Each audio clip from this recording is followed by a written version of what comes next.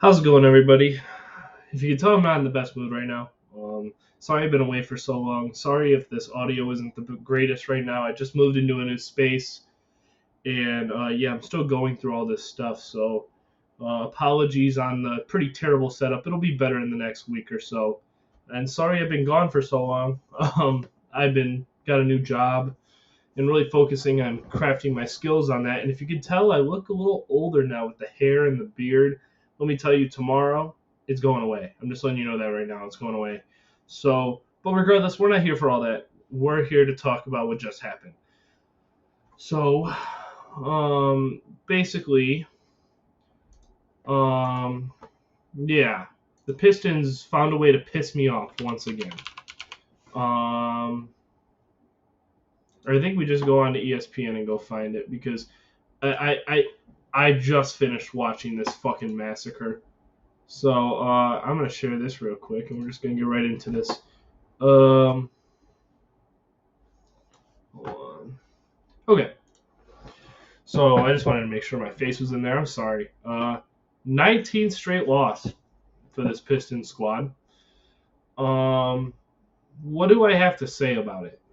Simple. This team is historically one of the worst teams of all time. You see what's going on here, right? We got Cade Cunningham. I think he's trying his best. You know what I'm saying? I think with what he's been given, I think he's tried his best to make this team. Granted, he's leading the entire league in turnovers, and that's not very good. But there's only so much you can do when it's just you. You know what I'm saying? So, Jalen Duren is another high spot on this team for me. I think he's been very good, especially grabbing rebounds. He's been swatting shots. And even then, he's still putting up 13 a game. Bojan Bogdanovic is officially back. He's been 2 games back from injury, and he's played all right. So those are the 3. And I can't even say Bojan because he's only played 2 games. Let's just go over what I think the issues are because I'm trying to stay as calm as possible. This team, and I want to make sure the camera's on me, so I'm going to just kind of fray away from this a little bit. This team is the worst team I have watched with my own eyes, and I have seen the processed 76ers, and I've been alive for the Bobcats. This team is pathetic. This team has no drive, and it seems like with Monty Williams, he just doesn't know how to make this team work.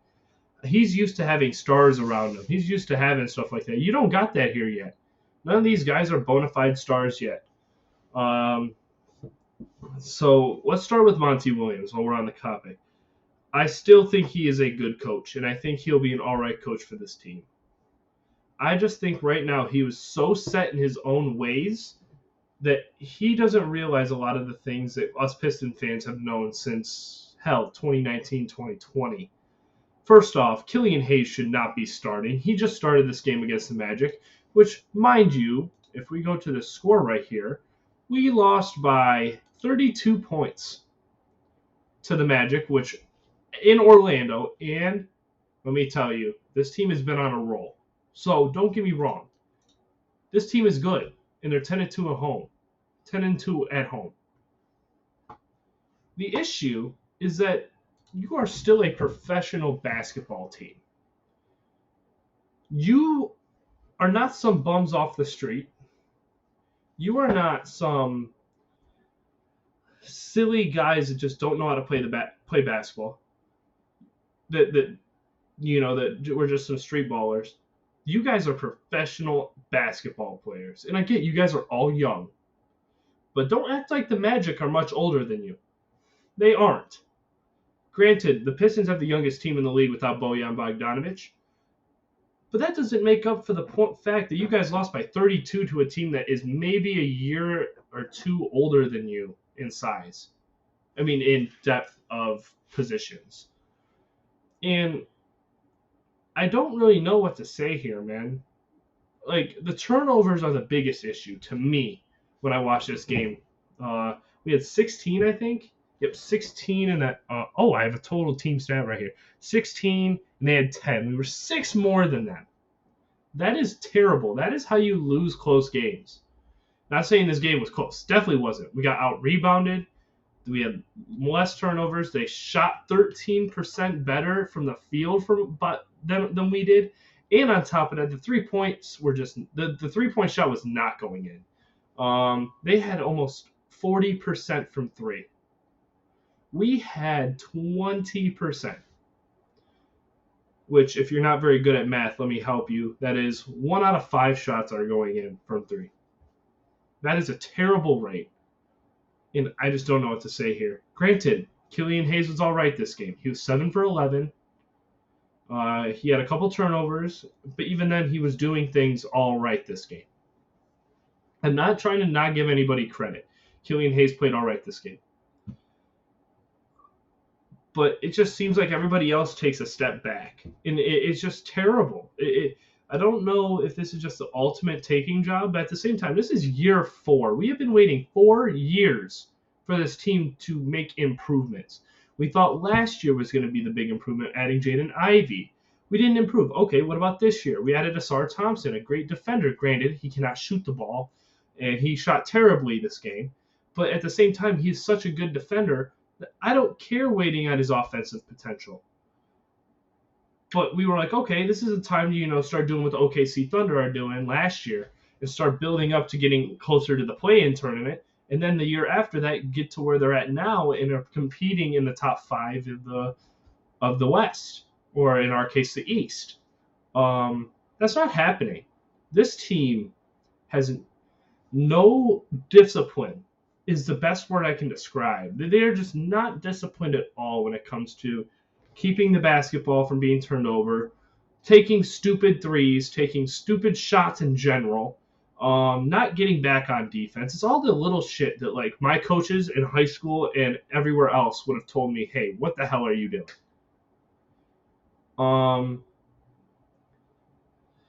Let's move on. Well, let's move on to, like, individual players. I did get into Killian Hayes. I still don't think he should be starting, but he had an all right game today. We're not going to go off the Magic game. We're just going to simply go from what they were doing recently.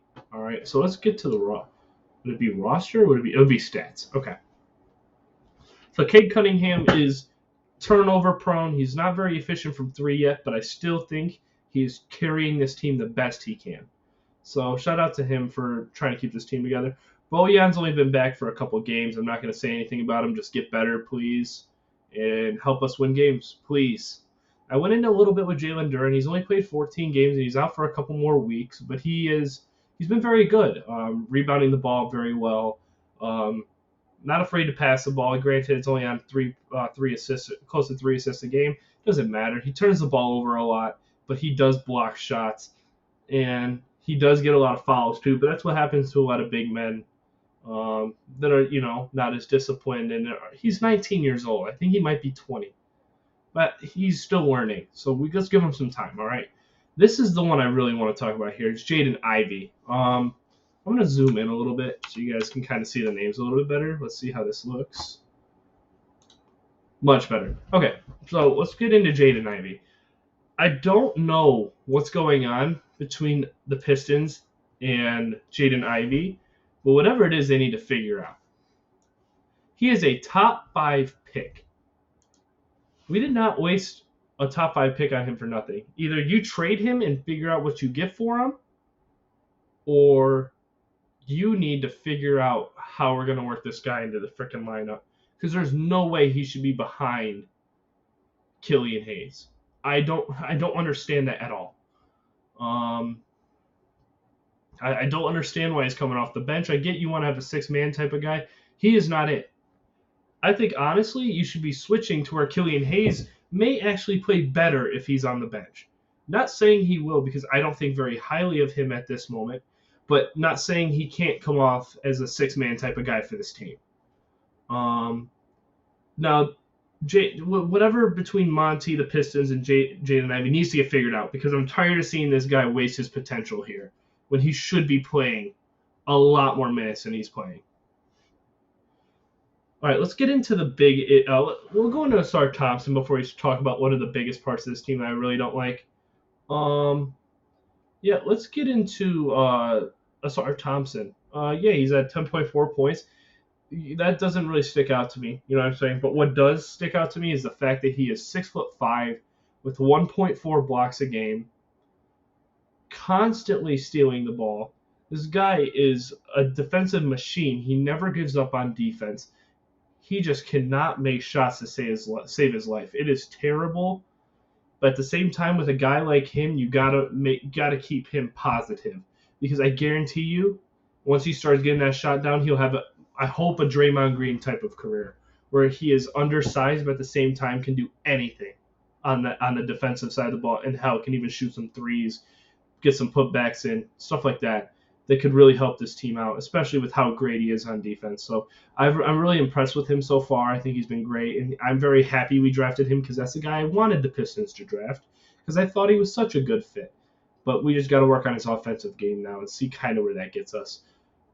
We'll do Alec. Alec Burks has been all right. I think he should be elsewhere because I feel bad that he has to watch this team play.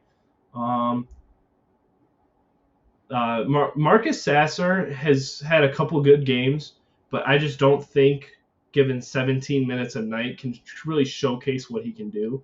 You know, granted, it's a good sample size for a guy that went in the second round, but at the same time, you know, let's get this moving. We got Joe. I'm surprised, honestly, that they're not playing Joe Harris a lot. I thought he would be, you know, maybe off the bench, or maybe even a guy that might have a couple potential times to play in the game during the end of games, like in the clutch moments, because of how good of a shooter he is. But I don't care. I really want these guys to start progressing, these younger guys, and if that means Joe Harris doesn't play, I'm cool with that. And one other guy, Isaiah Livers. I'm not going to go over Kevin Knox. I don't really care for him. I don't think he should be on this team. But we'll get into Isaiah Livers. Why in the hell does he have the same amount of minutes as Jaden Ivey? This guy is... I'm going to prove this right now. I could have just went to shooting splits, but whatever. We'll get there. Regular season, he is 35.6% from the field. I get it. He's only played 7 games. But every time I see this guy play, I do not understand why he is playing. He's given me no reason to care about him. He's given me no reason to even try to care about him. And he does nothing for me. Like, even look at this game. He's 0% from the field. He's not taking any shots. He's 12 minutes of nothing on this fucking field. Why are we playing him? This guy just irritates me. I see people saying, oh, he's 35% from 3. No, he's not. He is 32% from 3. I am tired of seeing this shit. That is so below league average, it is not even funny. None of these numbers are any good to me. He's not even assisting the ball. He has, he's 2 fouls a game every time he's in. Like, what are we doing? He's not even a good foul 3-throw shooter. He's a fucking 71% this year. Get this guy off my court and please trade him, or at least waive him. I don't care. Just not on my team, please. All right, let's start. This is the biggest issue I have with this team. We have Jalen Duren that is in the lineup for good. This is the time now, Pistons, to find out who out of these 4 centers is staying and who is going. I think you keep 3, 1 as a bench. Because this is how I want this lineup to run, okay? I want Cade, Ivy, 1 and 2. I'm going to be honest, I'm cool with Bogdanovich at the 3. I'm cool with any of these players playing the 4. Asar Thompson, Marvin Bagley, and Isaiah Stewart. I'm cool with any of those guys playing. I would personally lean towards Isaiah Stewart because he's had a better shooting percentage this year. He's shooting 37 from 3. He's been shooting very good. This is what I'm talking about. 15% from 3, not very good.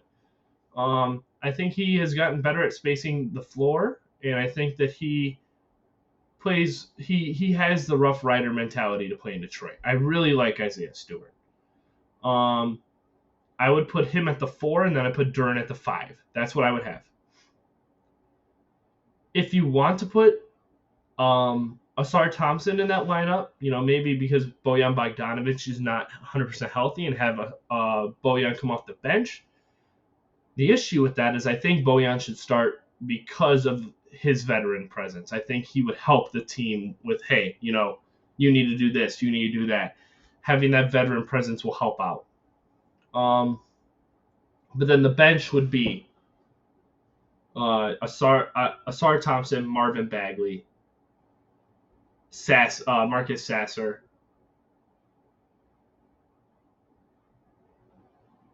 I guess Killian Hayes and Alec Burks. That would be my 5. Granted, that'd be a 3-guard lineup, but at the same time, would that be a 3-guard lineup? Yes, it'd be a 3-guard lineup.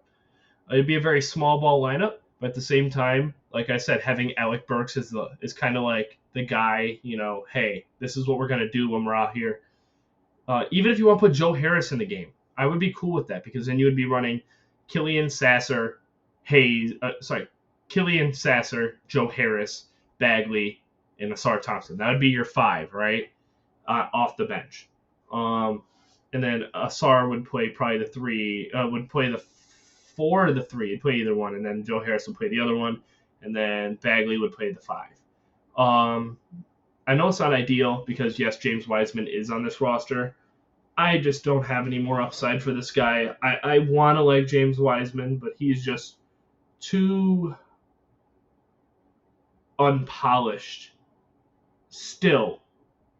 He looks like he's taken no steps to get better. And honestly, I wouldn't be shocked if he was out of the league in the next year or two.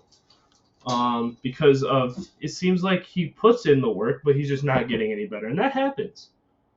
But I wouldn't hate if James Wiseman was on this team as like an 11th man or whatever. But regardless, that would be my 10-man lineup. That's what I would recommend personally. When it comes to Killian Hayes, I'm not a big fan of him. I think his efficiency is terrible. I think he does a lot of things that I don't like in a basketball player, but at the same time, I get we need him right now because I think that guard presence, even if he's just passing the ball around, he's an all right passer, so let him do that. You know what I'm saying? On a pretty low turnover rate as well. So, I think they should get rid of Killian Hayes at some point, but I think for this year, keep him, see where it gets us. Honestly, if you want to let him walk, you can let him walk, or try to get a second rounder for him. But even then, that's just if a team even wants to take a chance on him, like the Spurs or whatever. You know what I'm saying? So we'll see. But that's my 10. So we'll go over it again. We'll go Cade, Jaden, Bojan, Stewart, Duren, and then we'll go Killian, Sasser, Asar, Harris, and Bagley. That's how I would be running things, with Alec Burks and James Wiseman kind of being those glue guys on the 11th and 12th members to, hey, this is what we can get done. But to be honest with you, this team is in very bad territory right now. We are about to lose our 20th straight if we lose this next game. Which, let me check who it is. We have one of the toughest schedules in the entire league. I think it is the toughest. We play Indiana, which just is coming off a finals appearance in this fucking cup or this in-season tournament. That's probably a loss right there. That'll put us at 20. Even then, if we escape there, we have 3 automatic losses in Philadelphia and Milwaukee. And then, we have a couple breaks with Atlanta and Utah, 2 winnable games, as well as the Brooklyn games are winnable. But then we go back to Boston. Another winnable game in Toronto. Houston is probably going to beat us. Utah will probably beat us still anyway. And then we go to the West and play Golden State, Denver, and Sacramento. Any of those games, I don't think we're winning.